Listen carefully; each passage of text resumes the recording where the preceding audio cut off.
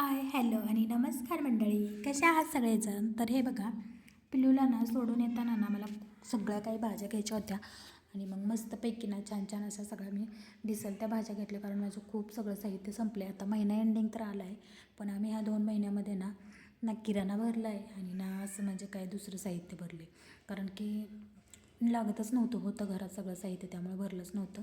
आणि आता महिना एंडिंगला ते संपत आलं होतं, तर चला म्हटलं थोडं थोडं सगळं साहित्य भरून घेऊया. पिलूला शाळेत सोडलं आणि येताना मग भाज्या घेऊन आले. येताना तिथं ना छान असं बुट्टा पण होता, तर बुट्टा आणला. त्याच्यानंतर कढीपत्ता, थोडीशी काकडी पिलूला डब्याला सॅलॅडला द्यायला लागते ना म्हणून. त्याच्यानंतर थोडंसं टोमॅटो, मिरची, जे काही मला हवं होतं ना ते थोडं थोडं मी सगळं काही घेऊन आले. त्याच्यानंतर पनीर आणि म्हणजे काय म्हणतात त्याला, आज आज ना पिल्लूचे पप्पा बिना डबा नेताच गेलेत ना, त्यामुळं मग छान असं म्हणलं ते ते 3-4 वाजेपर्यंत किंवा 2:30 वाजेपर्यंत येतील.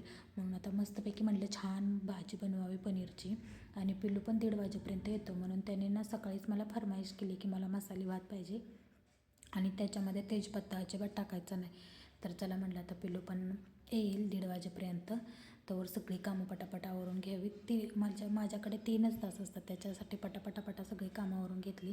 मिरच्या आणल्या होत्या, त्याचे देठ वगैरे काढून मस्तपैकी भरून ठेवल्या भरण्यांमध्ये. आलं का नाही, म्हणजे जेव्हा काय भाजी वगैरे घेऊन येतो की नाही आपण, तेव्हा हे सगळं काम नीटनेटकं केल्याशिवाय मला तर अजिबात चैन पडत नाही, कारण ह्या सगळ्या गोष्टींना व्यवस्थित करायला लागतात. आता मिरच्या त्याला मी पावशेर मागितल्या होत्या, त्याने 30 रुपयाच्या पावशेर म्हटल्या. थोड्या कमी तिखट, म्हणजे थोड्या पांढऱ्यावाल्या असतात का नाही लांब, त्या मिरच्या आणल्या होत्या, का तर पिलूला पोहेत वगैरे टाकला तर तो तिखट तिखट करतो चुकून जर एखादी मिरची केली तोंडात तर, म्हणून मी जरा थोडं कमी तिखटाच्या आणल्या होत्या. तर त्याने निम्म्या मिरच्या तर खराबच टाकल्या होत्या. तरी 3-4 वेळा मी त्याला म्हटलं ह्या मिरच्या खराब वाटतात, दुसऱ्या टाका दुसऱ्या टाका, तरी नाही चांगले आहेत चांगले आहेत असं करून त्याने हे केलं. तर आता सगळं भाजीपाला मी भरून घेते पटापटा. आता प्रत्येकाला हेच काम असतं खरं तर. आता ही शनिवारची किंवा रविवारची ड्युटी असते माझी, ही सगळं भाजीपाला भरायचे, पण आता संपलं आहे तर चला म्हटलं भरून टाकूया थोडंसं जे काय आहे ते. त्याच्यानंतर बुट्टा पण आणला होता, तो बुट्टा मस्तपैकी सोलून वगैरे घेतला. आणि त्याला पण आता पिलूला आवडतो, तर कधी कधी सँडविचला म्हणा किंवा कशाला उपयोगी पडतो, म्हणून मी 2-3 आणले होते. तर चला म्हणलं सोलून वगैरे घेऊया. हे सगळी कामं करतच होते, परत माझ्या लक्षात आलं की मी चहाचा मसाला वगैरे काहीच नाही बनवलं, संपला आहे माझा चहाचा मसाला. तर चला म्हणलं आता चहाचा मसाला पण बनवूया. तर त्याच्यासाठी काय काय साहित्य आहे का नाही ते बघत होते मी. तर मी येताना ना पनीरसाठी वाटाणे म्हणजे ग्रीन पीस शेंगा विचारल्या होत्या वाटाण्याच्या, पण ते म्हणले 50 रुपयाला पावशेर.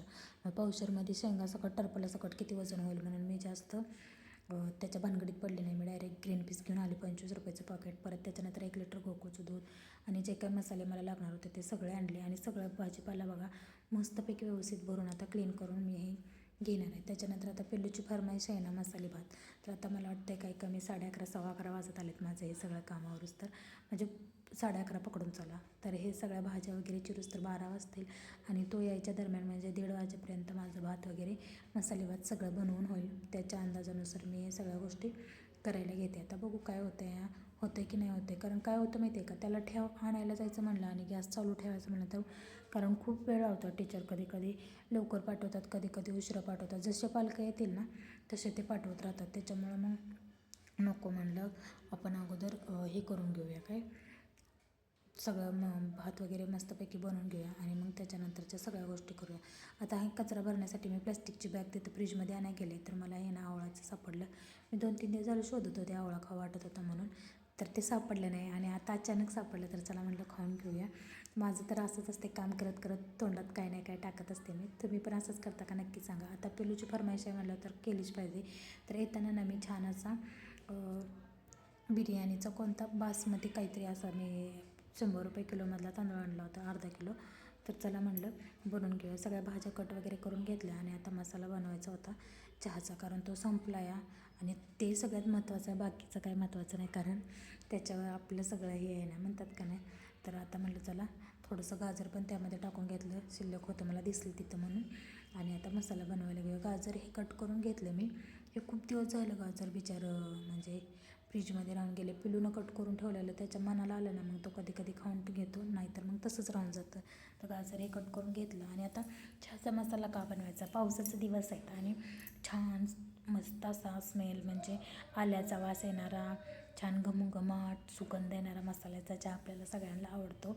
आणि टेस्ट पण छान येते, कारण पावसाच्या दिवसात कडक एकदम चहा मस्त लागतो प्यायला आणि कडकच चहा सगळ्यांना आवडतं. त्याच्यासाठी ते बनवायचं होतं मला काय चहाचा मसाला. तर आता त्याच्यासाठी काय काय लागतं ते तुम्हाला मी एकदा सांगून घेते. मी तर काय मिसळते ते सांगते, किंवा मी काय काय कोणते कोणते पदार्थ घालून चहाचा मसाला बनवते ते तुम्हाला सांगते. तर सगळ्यात पहिली गोष्ट म्हणजे दालचिनी, त्याच्यानंतर ना साधी म्हणजे हिरवीवाली वेलची, मसाला वेलची पण कोण कोण घालतं, पण मी साधीवाली वेलची घालते. त्याच्यानंतर लवंग, त्याच्यानंतर काळी मिरी, थोडंसं ते सुंटाणी, आपण काय म्हणतो ते बडीशोप, ते थोडंसं एवढंच, आणि जायफळ. हे सगळं काय करायचं, छान मस्तपैकी की नाही रोस्ट करून घ्यायचं.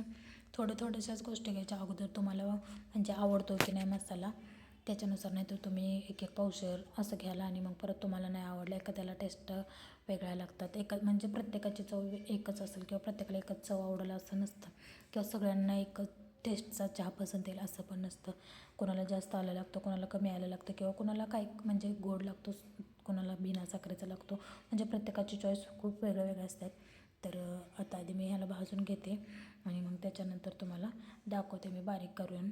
अगोदर ना भाजून घ्यायचे छान, जास्त वेळ भाजत नाही, फक्त 2च मिनटं भाजा. फक्त करपून देऊ नका, करपलं तर सगळी टेस्ट बिघडून जाईल.